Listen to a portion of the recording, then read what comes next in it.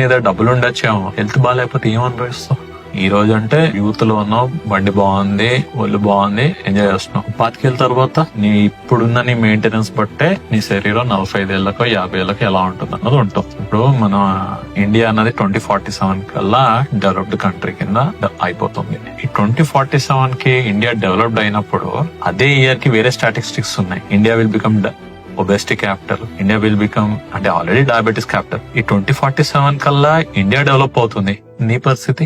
Maybe నీ దగ్గర డబ్బులు ఉండొచ్చేమో, హెల్త్ బాగాలేకపోతే ఏం అనుభవిస్తావు? పేరుకి బిలియనీర్వి, బిర్యానీ కూడా తినలేను అంటున్నావు. ఎందుకే ఆ డబ్బులు? అంటే నువ్వు కష్టపడింది, నువ్వు సంపాదించింది అనుభవించడానికి నీ శరీరం నీకు చాలా ముఖ్యం. నీ దగ్గర డబ్బులు ఉండొచ్చేమో, హెల్త్ బాగాలేకపోతే ఏం అనుభవిస్తావు?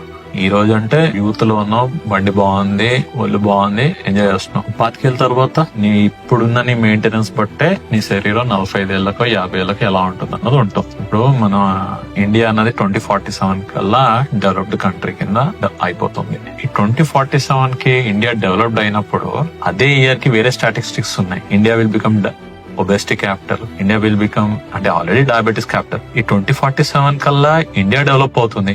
నీ పరిస్థితి? మేబీ నీ దగ్గర డబ్బులు ఉండొచ్చేమో, హెల్త్ బాగాలేకపోతే ఏం అనుభవిస్తావు? పేరుకి బిలియనీర్వి, బిర్యానీ కూడా తినలేను అంటున్నావు. ఎందుకే ఆ డబ్బులు? అంటే నువ్వు కష్టపడింది, నువ్వు సంపాదించింది అనుభవించడానికి నీ శరీరం నీకు చాలా ముఖ్యం.